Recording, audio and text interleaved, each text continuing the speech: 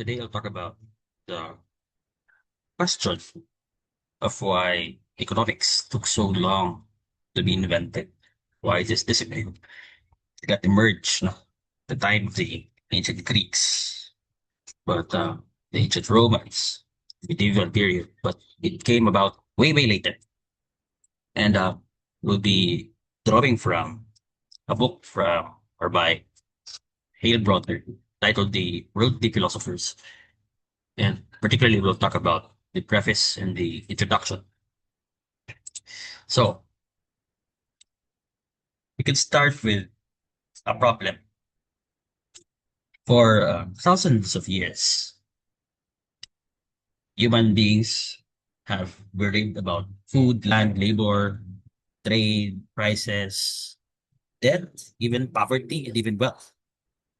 That's for 1,000 years, for thousands of years, long before we even heard about the term economics.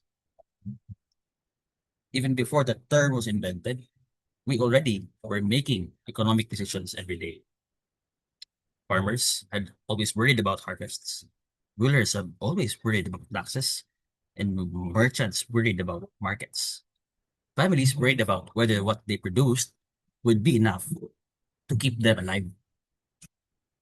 But the puzzle precisely is for most of that story, or most of that human history, where we were dealing with economic problems, there were no economists,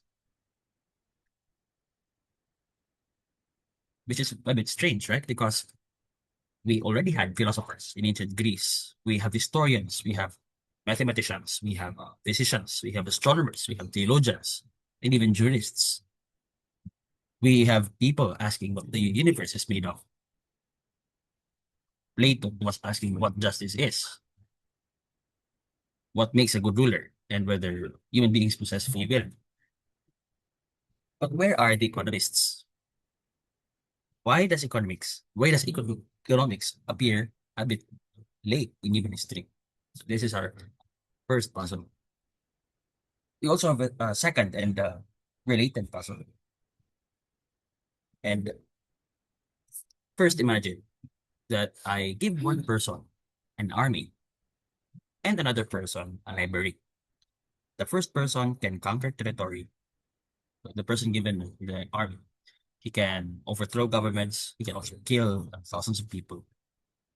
The second person has nothing but paper, ink, and an argument, an idea. The question is, who actually wields more power? Prima facie, or at the first glance, it might look like the first person who was given the army is the person who wields more power.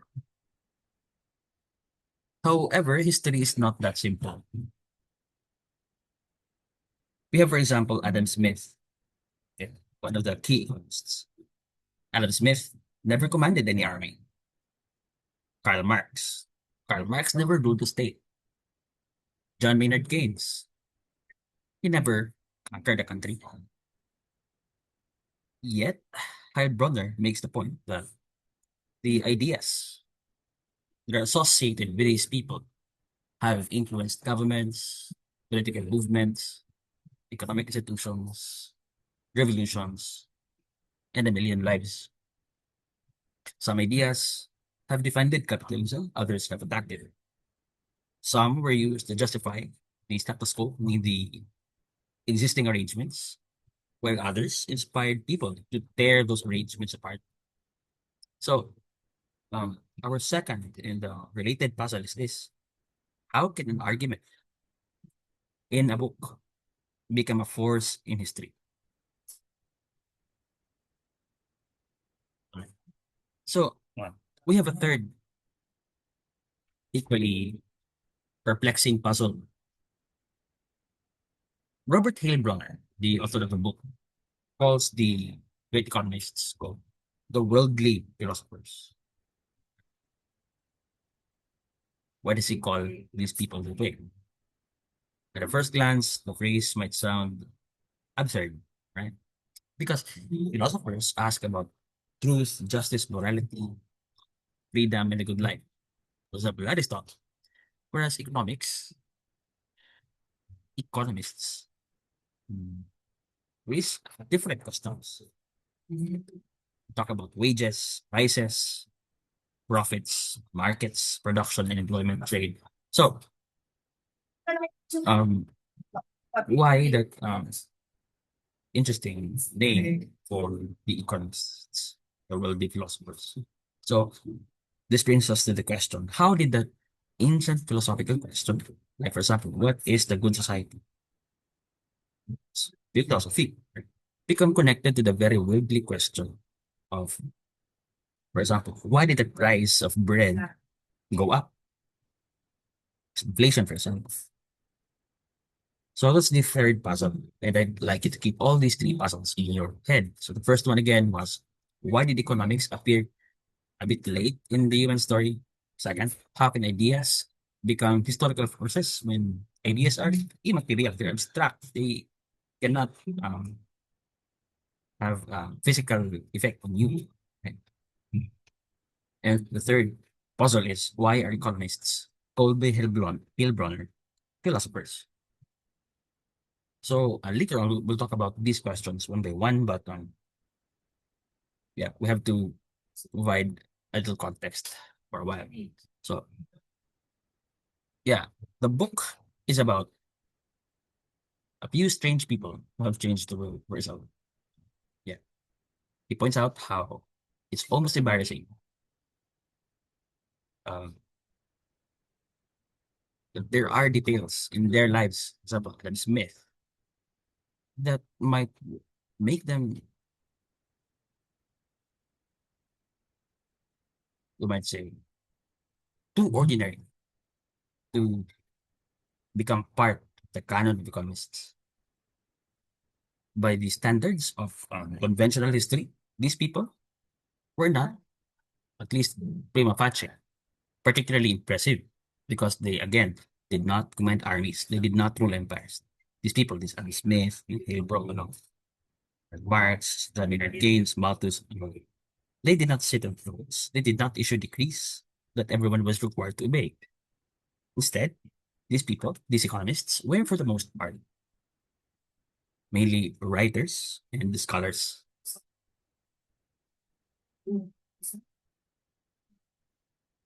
So, Heilbronner still argues that even if they lack all those machinery, he argues that these people shaped the modern world. But how? It was, again, because they changed people's minds. And that may sound less dramatic than conquest, but think about what happens when a belief changes. If you convince people that private property is natural, that belief can influence institutions.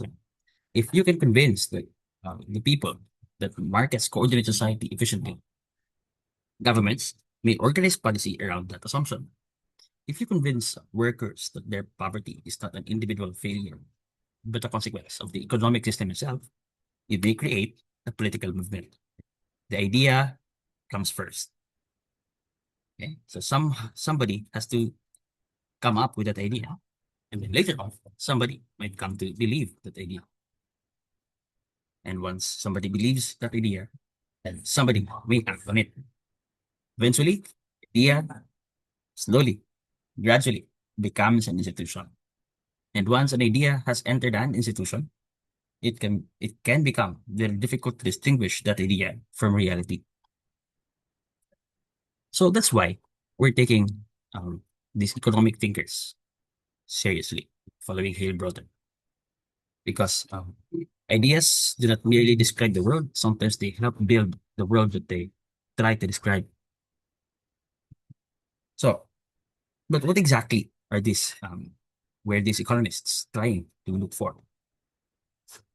So imagine if we go into an ordinary marketplace. Nothing extraordinary is happening. Um, Somebody is selling vegetables. A customer is trying to get a good price. Worker is trying to earn a wage. A merchant is calculating whether a shipment will make money. Somebody's investing. Somebody is going broke. Right? A family is struggling to survive while Only a few streets away, another family is becoming wealthy. There is cooperation everywhere and there's competition everywhere. There is generosity, there's also selfishness. There's production, there's poverty, there's wealth, there's also disorder. And yet, somehow, even in that messy scenario, there is also order. Now, nobody appears to be directing the entire performance.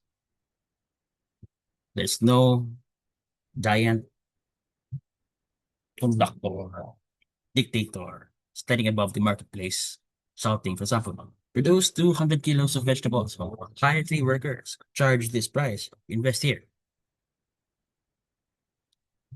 And yet, the activity still continues. So, the mess, no, in the marketplace, the chaos there, is there apparent chaos, really chaos, or is there some pattern underneath that chaos?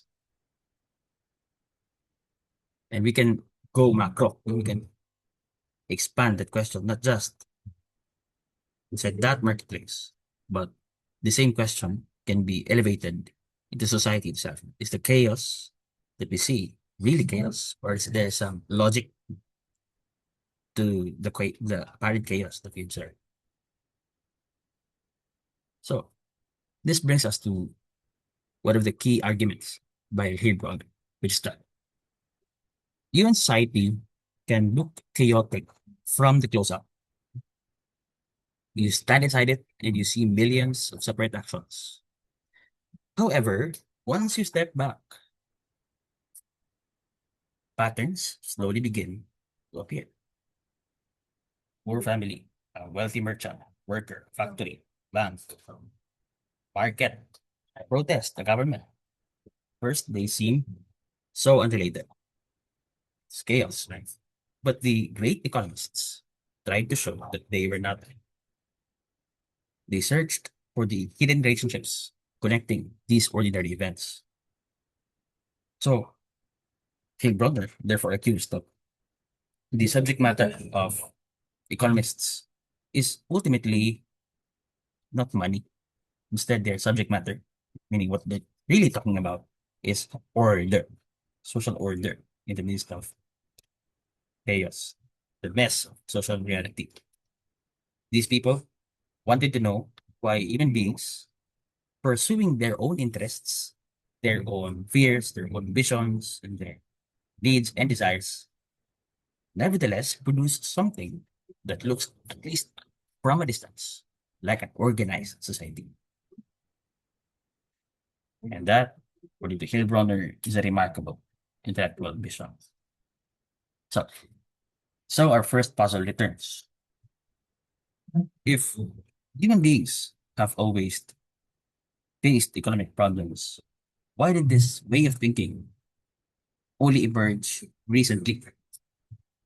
Why did ancient Greece not produce an Adam Smith?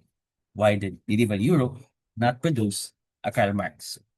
Why did it take thousands of years of economics to become a distinct intellectual discipline?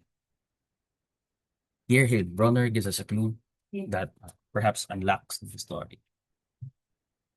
Now, he says, the economic problem is ancient, but the economic world was not. People have always needed food. They have always worked. They have always exchanged things, but they have not always lived in a society in which economic relationships operate with the same independence and importance that they do in modern society. For most of the human story, economic life was embedded in other forms of social organization. Your position in society was shaped by your family, right? Status, religion, political authority, your customary implications, and your access to land. For most of the human story, for human history, what you could produce, whom you could trade with, what you owed to others, and what others owed to you, were often governed by relationships that had little to do with what we now imagine as a modern market. So, that's your point. is people had economic problems long, long before. However, they did not yet have the economic system that would make economics necessary. This is why we cannot just begin with Adam Smith. Before the economist appears, the world has to change. And perhaps that's where our story really begins.